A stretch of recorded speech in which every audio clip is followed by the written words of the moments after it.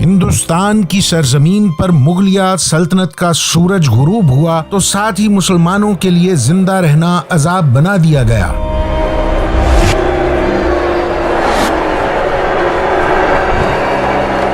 ان کی معاشی اور سماجی زندگی اس حد تک متاثر ہوئی کہ وہ اپنی صدیوں پرانی شناخت بھی کھونے لگے۔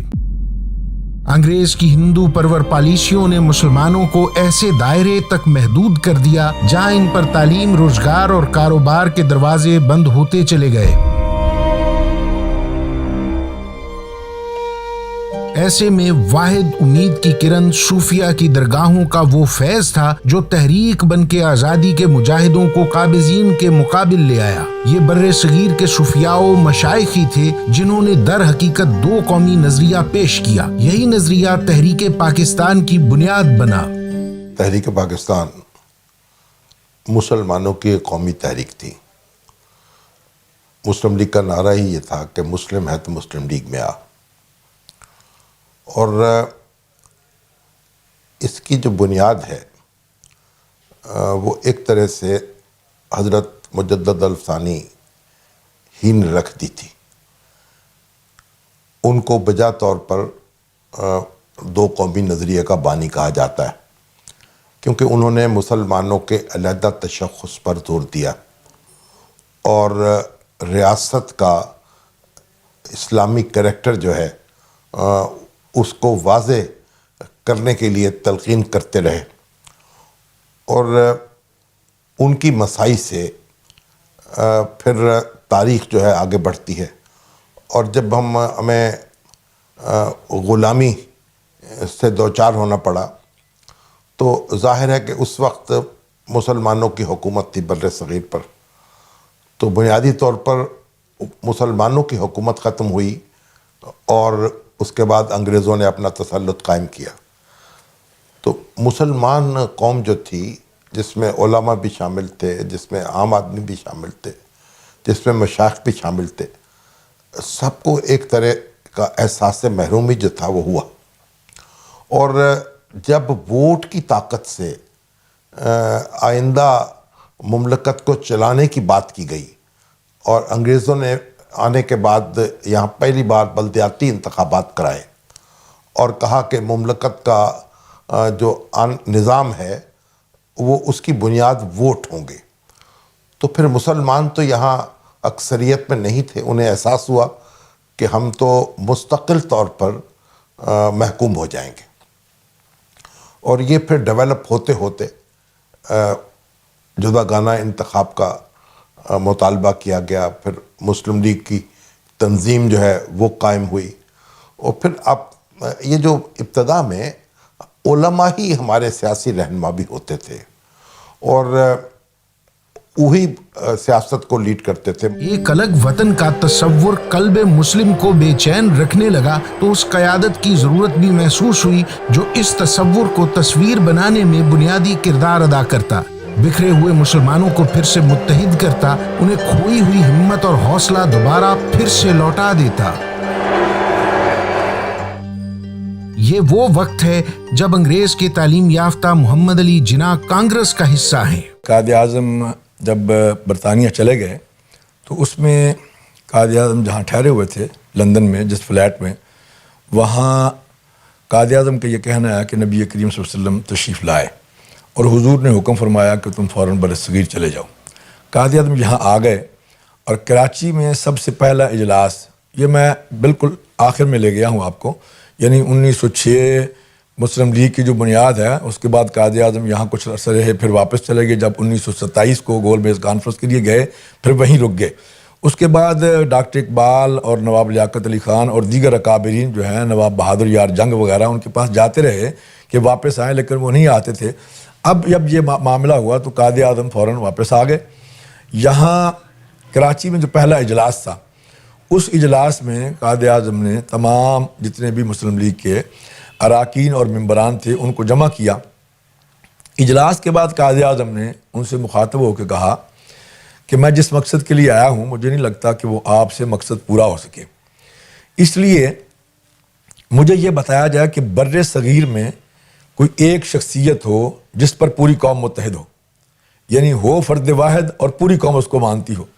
تو اس وقت نواب بہادر یار جنگ جو صدر تھے انہوں نے اور مسلم کانفرنس کے بانی چودھری غلام عباس انہوں نے حضرت پیر جماعت علی شاہ صاحب کا نام پیش کیا کہ ان کو پوری ملت اسلامیہ نے 1935 راولپنڈی کھجور والی مسجد میں اپنا امیر منتخب کر لیا. تو قائد اعظم نے کہا کہ میں ان سے ملنا چاہتا ہوں, فوراً کو انتظام کیا جائے. جب چودھری غلام عباس صاحب آئے اور حضرت امیر ملت کی بارگاہ میں عرض کی کہ جناب قائد اعظم ملنا چاہتے ہیں, تو آپ نے فرمایا کہ وہ میرے مہمان ہیں, اگر وہ کراچی سے سفر کر کے آ رہے ہیں تو میرا بھی حق بنتا ہے میں یہاں سے لاہور پہنچتا ہوں. پھر لاہور میں ملاقات ہوتی ہے. قائد اعظم نے بیان کیا کہ جناب میں اس مقصد کے لیے پاکستان میں آیا ہوں بر صغیر میں, اور مجھے آپ کی معاونت اور مدد چاہیے. اور یہ اگر پیچھے سے ہسٹری اگر آپ دیکھیں تو آپ کو پتہ ہے کہ صوفیاء کا جو ایک سسٹم ہے وہ امن کے دائی ہیں, محبت کے دائی ہیں, امن کا پیغام دینے والے ہیں, محبت کا پیغام دینے والے ہیں. تو حضرت امیر ملت پیر جماعت علی شاہ صاحب کو جب قائد اعظم نے یہ بات کہی تو انہوں نے فرمایا کہ آپ فکر نہ کریں, اب آپ آرام سے بیٹھیں, آپ میرے پاس آئے ہیں اور یہ میرا کام ہے, چونکہ میرے کئی لاکھ سے زیادہ مریدین ہیں. پھر آپ نے سب سے پہلے تو یہ کیا کہ بر صغیر کے 475 آستانے جو تھے بڑے بڑے مشائخ ان کو خط لکھے اور ان کو جمع کیا. اس میں سب سے پہلے پیر احمد کی شریف جو ہے وہ علی پور شریف میں حاضر ہوئے. ایک تفصیلی بات ہے, میں اس پہ اس وقت عرض نہیں کرتا. تو وہ سب سے پہلے حاضر ہوئے. پھر آپ نے باقیوں کو بھی جمع کیا اور ان کو آپ نے جو الفاظ فرمایا کہ وقت نیست در حجرہ نشینی بیکار, یعنی اس وقت حجروں میں بیٹھ کے اللہ اللہ کرنے کا وقت نہیں ہے, میدان عمل میں نکل کے کام کرنے کا وقت ہے. تو پھر تمام مشائخ جو ہے وہ بھی متحد ہو کے نکلے اور یہ ایک تحریک جو ہے وہ بن گئی. دوسری جانب اقبال ہیں جو کبھی متحدہ ہندوستان کے لیے نغمہ سرا ہیں تو کبھی انگریز کو ذرا ہمدرد پاتے ہوئے اس کی چال بازیوں میں آ جاتے ہیں. پھر وقت گزرتا ہے اور اقبال حضرت امیر ملت سید جماعت علی شاہ رحمۃ اللہ علیہ کی فکری بلندیوں سے آشنا ہو کر وہ سمت پا جاتے ہیں جہاں بھٹکنے کا کوئی سوال ہی نہیں. پھر صوفی کی کرامت ہوتی ہے اور وہ جناح جو مسلمانوں سے مایوس ہیں مسلم لیگ کی قیادت سنبھال لیتے ہیں.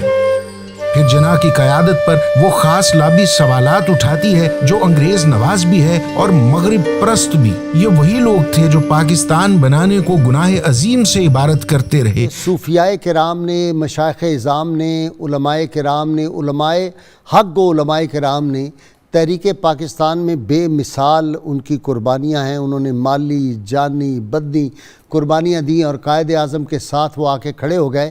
اور پھر 1946 میں جو بنارس کانفرنس ہوئی جہاں پہ محدث کچوچوی رحمۃ اللہ علیہ, پیر جماعت علی شاہ, پیر زکوڑی, پیر برچونڈی, یہ سارے مشائخ جہاں پہ اکٹھے ہوئے تو انہوں نے یہاں تک کہہ دیا کہ اگر مسلم لیگ خدا نخواستہ نظریہ پاکستان سے یا پاکستان کے مطالبے سے دستبردار بھی ہو جائے تو ہم پھر بھی لے کے رہیں گے پاکستان, بن کے رہے گا پاکستان.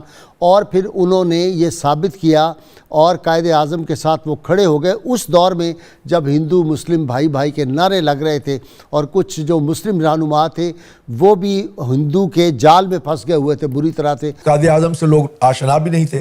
پھر اسی دور میں قائد اعظم پر کفر کے فتوے بھی لگے, یہ آپ کے سامنے ریکارڈ پر بھی موجود ہے. اور قائد اعظم کو یہودیوں کا ایجنٹ کہا گیا, انگریزوں کا ایجنٹ کہا گیا, داڑھی منڈا کہا گیا اور کیا کچھ نہیں کہا گیا. لیکن ایسے دور میں حضرت امیر ملت جب قائد اعظم کے پلڑے میں اور مسلم لیگ کے پلڑے میں انہوں نے اپنا وزن ڈال دیا تو مسلم لیگ اور قائد اعظم جو ہے ایک عوامی شخصیت بن گئے اور لیڈر بن گئے. حالانکہ ان کو کوئی لیڈر نہیں ماننے کے لیے تیار تھا کیونکہ وہ ان کی زبان بھی نہیں تھی عوامی. تو یہ مشائخ اور صوفیاء جو تھے جب یہ نکلے اور انہوں نے تحریک پاکستان کو اور مسلم لیگ کو ایک بہت بڑا پلیٹ فارم جو ہے وہ پیش کیا جس سے الحمدللہ لوگ جو ہے جوک در جوک مسلم لیگ میں. اور سب سے پہلے میں یہ عرض کر دوں کہ حضرت امیر ملت نے قائد اعظم کو یہ جو جھنڈا ہے نا پاکستان کا, یہ سب سے پہلے امیر ملت نے دیا. 1944 میں سری نگر میں نشاط باغ میں دعوت کی قائد اعظم کی اور آپ نے فرمایا کہ جب بھی جہاں بھی آپ نے جانا ہے یہ دو جھنڈے ہیں, ایک سیاہ جھنڈا ہے اور ایک سبز اور سفید جھنڈا ہے. جہاں بھی آپ نے جانا ہے یہ دو جھنڈے لے کے جانے ہیں, چھوٹے چھوٹے آپ نے بنوا کے دیے. اور عوام سے خطاب کرنے کے بعد لوگوں سے کہنا ہے کہ یہ دو جھنڈے ہیں, ایک اسلام کا جھنڈا ہے اور ایک کفر کا جھنڈا ہے, تم بتاؤ کس جھنڈے کے نیچے آنا چاہتے ہو؟ لوگ کہیں گے کہ اسلام کے جھنڈے کے نیچے آنا چاہتے ہیں. پھر آپ نے کہنا کہ یہ اسلام کا جھنڈا جو ہے یہ مسلم لیگ کا جھنڈا ہے اور یہ ہمارے ہاتھ میں ہے, اور کفر کا جھنڈا جو ہے کانگریس کا جھنڈا ہے. تو اس طرح سے لوگ جو ہے جوک در جوک جو ہے اس تحریک میں شامل ہونا شروع ہو گئے. اور پھر آپ نے ایک نعرہ دیا, مسلم ہے تو مسلم لیگ میں آ. یہ سب سے پہلے نعرہ بھی امیر ملت نے دیا, اور سب سے پہلے قائد اعظم کا پر جب کفر کے فتوے لگے تو اس وقت امیر ملت نے قائد اعظم کے حق میں فتویٰ دیا, اور آپ نے فرمایا کہ جو شخص, کیونکہ اس وقت اس فتوے میں, دوسرے فتوے میں یہ کہا گیا تھا کہ جو شخص پاکستان کے حق میں مسلم لیگ کو ووٹ دے گا وہ سور اور کافر ہے. تو اس کے جواب میں امیر ملت نے فتویٰ دیا کہ جو شخص پاکستان کے حق میں مسلم لیگ کو ووٹ نہیں دے گا کوئی مسلمان اس کا جنازہ نہیں پڑے گا.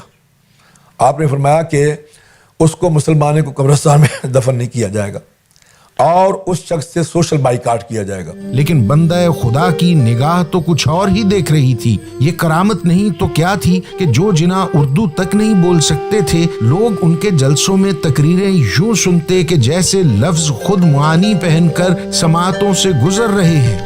I thank His Majesty the King on behalf of the Pakistan Constituent Assembly and myself for his precious message. مولانا احمد رضا خان بریلوی وہ بھی ایک دو قومی نظریے کے حامی تھے اور اس پر زور دیتے رہے, اور کانگریس کا تعاون جو تھا ان کو بھی منظور نہیں تھا. اور اس کے بعد پھر آپ دیکھیے جو تمہاری تحریک آگے بڑھتی ہے, اس سے پیر جماعت علی شاہ ایک بہت بڑا نام تھے. انہوں نے تو یہ تک کہا کہ میں اگر میرا کوئی مرید جو ہے وہ ووٹ نہیں دے گا مسلم لیگ کو یا قائد اعظم کا ساتھ نہیں دے گا تو میں اس کا جنازہ نہیں پڑھاؤں گا. اور ان کی مسائی سے پھر بنارس میں سنی کانفرنس کا انعقاد ہوا 1946 میں, اور مولانا عبد الماجد بدایونی, مولانا عبد الحامد بدایونی بہت بڑے نام تھے. اور پھر پیر صاحب مانکی شریف, یعنی صوبہ سرحد کے جنہیں آپ خیبر پختونخوا کہتے ہیں, پیر صاحب زکوڑی شریف, اور آپ دیکھیں یہاں حضرت گولرا شریف کے سجادہ نشین. اور اسی طریقے سے آپ اگر سندھ میں چلے جائیں تو جو پیر مجدد سرہندی صاحب تھے جو سلسلہ نقشبندیہ کے بزرگ تھے, غرض پورے ملک میں پھر جو مشائخ تھے, اور تونسہ شریف کے جو سجادہ نشین تھے, اور جلال پور شریف کے جو سجادہ نشین تھے, اور حضرت خود پاک پٹن کے جو دیوان صاحب تھے, تو ان سب لوگوں نے پھر پاکستان کا ساتھ دینے کا اعلان کیا اور فتوے دیے, اپنے دورے کیے, اور پاکستان کے لیے رائے کو ہموار کیا. یہ درویش کی نظر کا فیض تھا جو تحریک پاکستان کامیابیوں سے ہمکنار ہوئی. لاکھوں مسلمانوں کی قربانیوں کے بعد پاکستان بن گیا.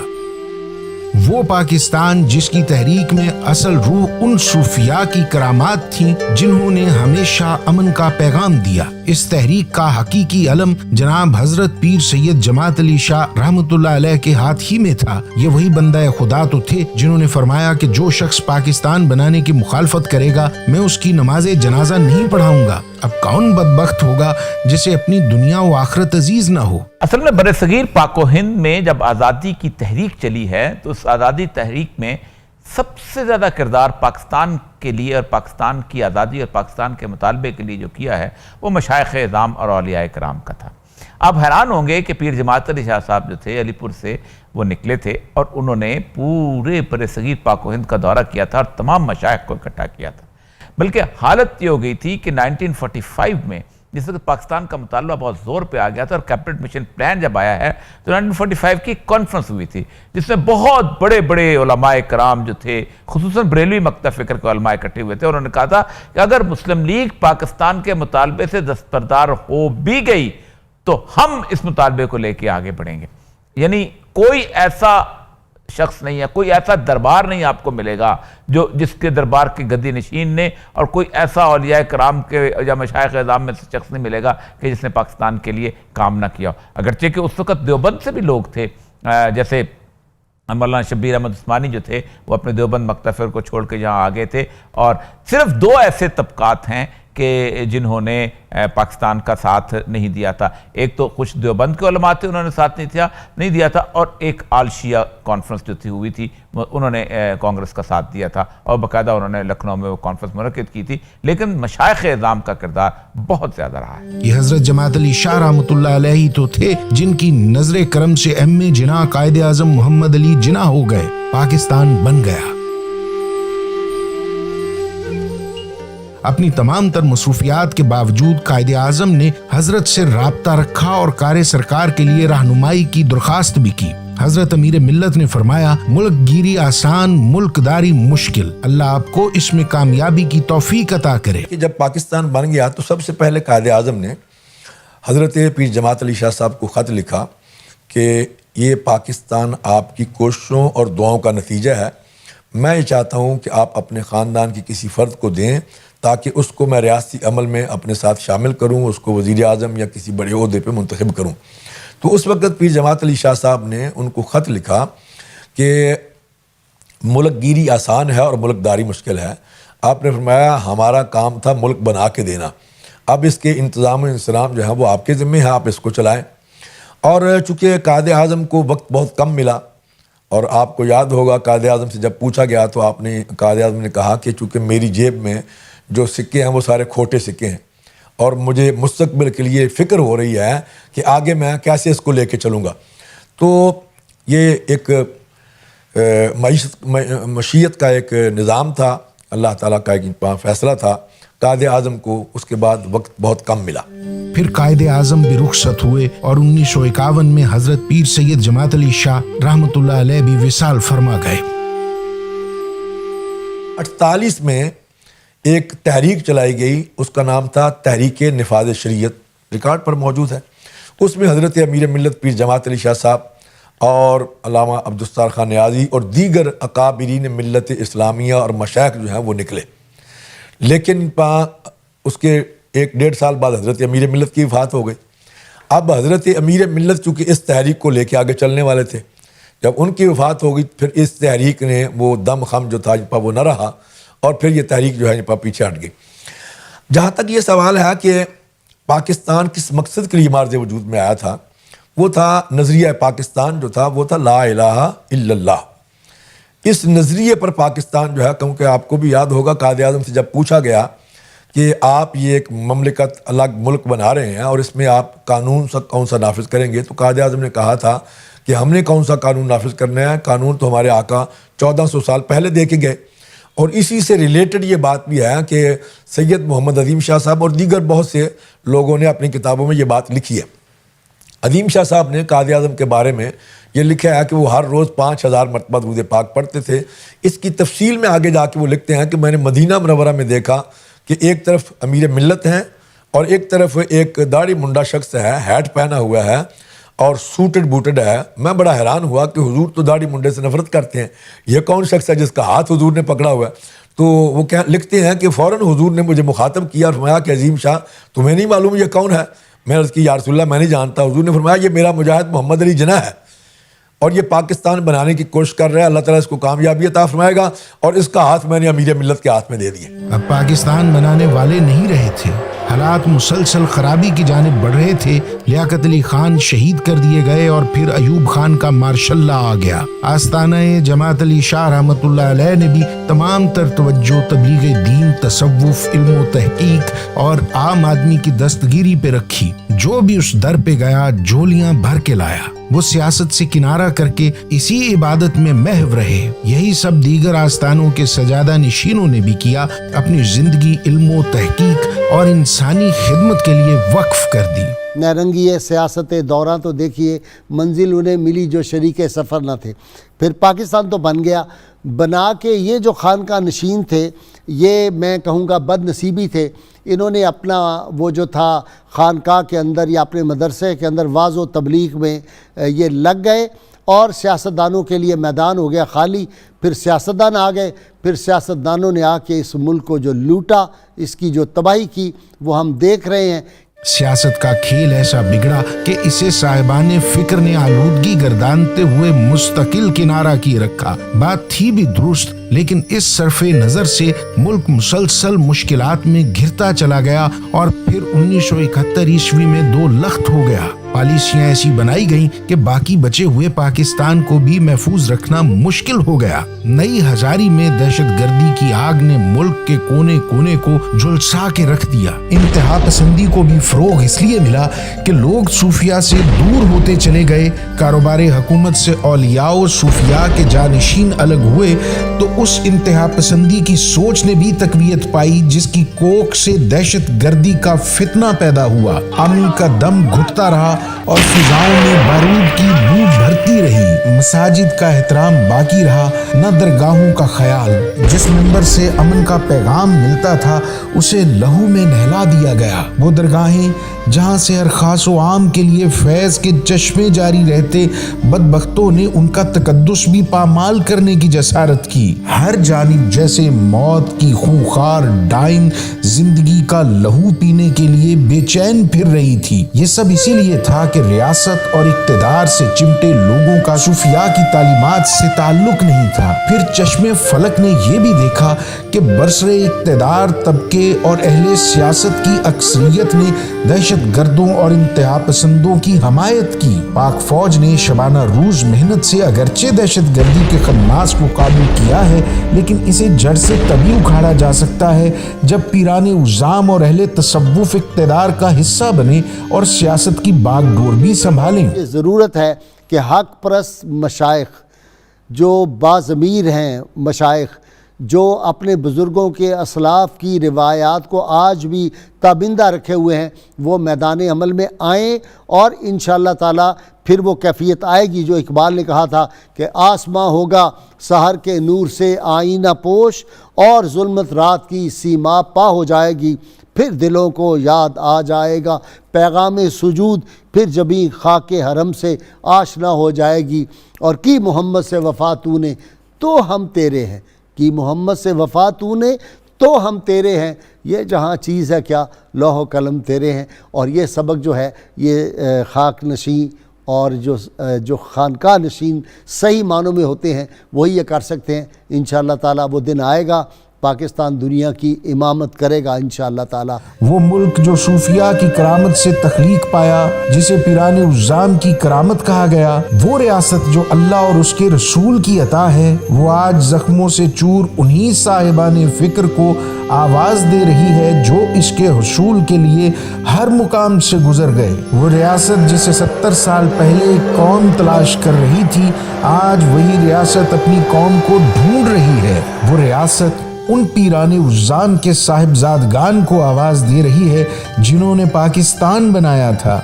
वो पुकार रही है सज्जादगान को कि आपके आबा ने तहरीके पाकिस्तान की बुनियाद रखी थी, आप आइए और अब तामीर पाकिस्तान का फ़र्ज़ निभाइए। वो रियासत पुकार रही है, उसकी आवाज़ सुनिए।